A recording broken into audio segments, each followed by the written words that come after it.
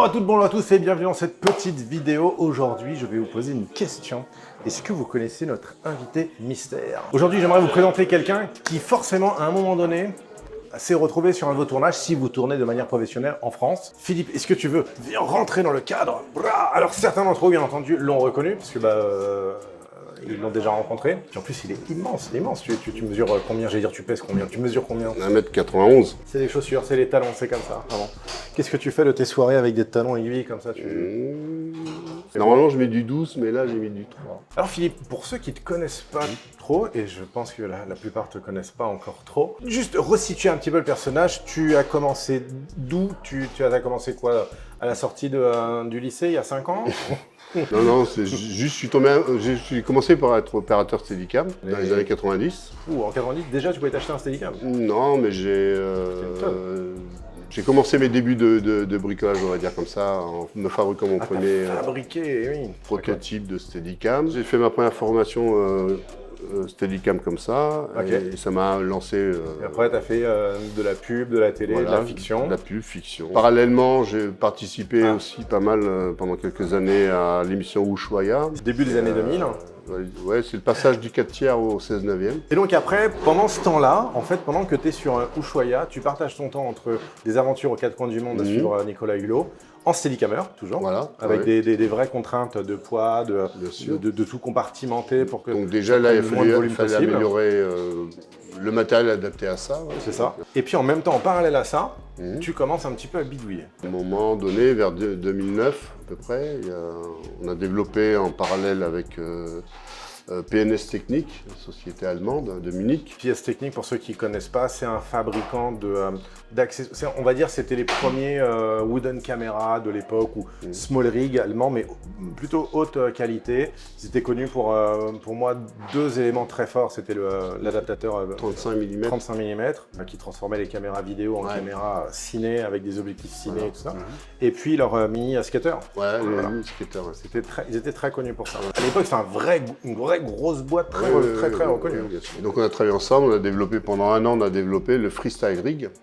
Donc ça, le Freestyle Rig, c'est un rig relief à miroir. Grand cinéma. Et adapté au Steadicam. Ok. Et c'était la grande époque de la 3D. La particularité de ton rig, c'est que toi, donc les deux caméras n'étaient pas côte à côte, c'est ça? Non. C'était une comme ça, une comme ça. Voilà.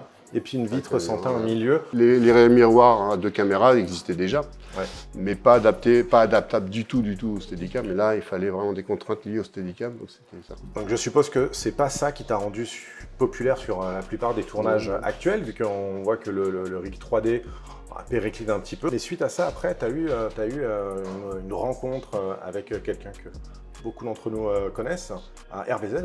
Bien sûr. Et là, qui t'a poussé dans une certaine direction. Parce qu'on travaillait ensemble sur le rig relief sur les tournages.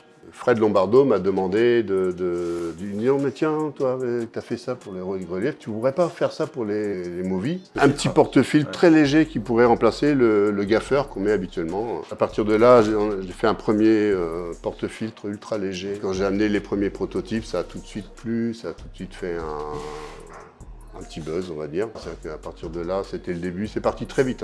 C'est ça. Et donc, ces petits clip-on que tu as créés, après, bien entendu, tu les as améliorés. Et c'est les clip-on qu'on connaît sous le nom de ta société. Oui, c'est devenu un peu un nom générique. Abracam, en réalité, moi, je les appelle les clip-one. Mais je sais que tout le monde les appelle les Abracam.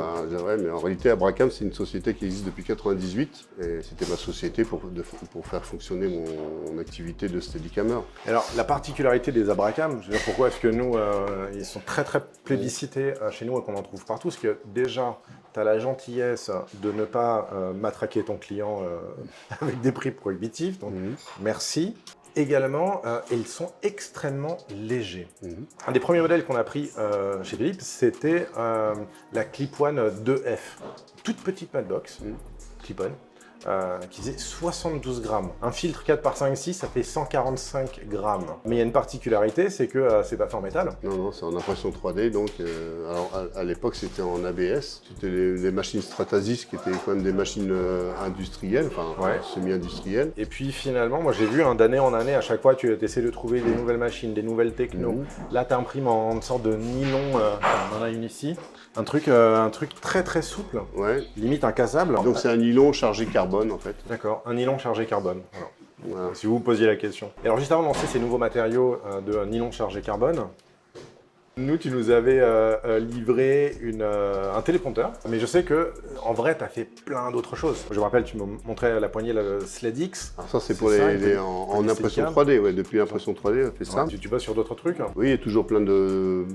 sur des évolutions aussi. Alors, je suis quand même très spécialisé sur les matbox maintenant. Alors justement, attends, faut que je vous montre un truc. Donc ça c'est la Neo que nous on t'a pris. C'est genre la clip-on la plus compacte possible. De base, on peut mettre un filtre dedans, c'est ça. Et alors il y a un truc moi que j'aime beaucoup avec, c'est que si on a besoin de plus de filtres, on va les poser. Et si on a besoin d'un deuxième filtre, on met ça. Si on a besoin d'un troisième filtre, tac, on le met et ainsi de suite. Alors ça s'appelle la Neo. Et pourquoi la Neo? Neo parce que c'est nouveau, et aussi Neo parce que Neodyme, parce que ça se clipse avec un système d'aimant en néodyme. Et du coup, ouais, non, en fait, les aimants viennent coller ça comme ça. Et après, bah là, ça tient. Et à moins d'appuyer, on peut pas le faire sortir. Est-ce que tu as finalement développé ton 6.6? Tu veux le faire un gros comme ça? Donc il y a un 6.6. C'est sûr que comparativement à la Neo, ouais. Oui, on n'est plus sur les mêmes dimensions. Dans quel cadre est-ce qu'on utilise du 6.6? Si on recherche le gain de poids, donc en Steadicam par exemple, on va utiliser ça pour les focales larges, très larges. Alors c'est clip-on toujours. 19, là on est en clip-on sur un diamètre 165 ici. On peut aussi toujours motoriser un filtre circulaire de 152 mm. On peut mettre jusqu'à 3 filtres 6.6. Donc là c'est vraiment config fiction quoi. Ouais, là de plus on me demande des développements spéciaux pour des optiques. J'ai vu pour des optiques justement pour un 25 000. Ah voilà. Là on t'avait demandé de faire. Là il y a Photociné Shop et Photociné Rent là qui m'ont demandé de travailler sur un projet effectivement d'optique Fujinon, un zoom Fujinon, donc un 25 000. Et là il n'y avait pas de possibilité d'adapter un truc traditionnel. Donc il n'y avait rien, donc il a fallu travailler sur l'intégration de filtres et même créer une nouvelle norme de filtres parce qu'on a dû travailler sur une nouvelle norme de filtre. Et donc on a demandé aux fabricants comme Tiffen et Schneider de fabriquer donc des filtres de 6, 9. C'est fou quand même parce que moi j'oublie pas le petit étudiant que tu étais au début de conversation qui sortait des études qui ne peuvent pas se payer un Steadicam et qui a bricolé son propre Stead jusqu'à un moment donné où tu vas voir Schneider et Tiffen. Ou Tiffen, tu dis ouais, on peut faire des filtres sur mesure. Voilà. D'ailleurs on va l'appeler le 6-9, c'est une nouvelle taille de filtre normalisée, dont un circulaire en 9 pouces aussi. 6-9, enfin, qu'on espère normaliser. C'est fait exprès. Ouais.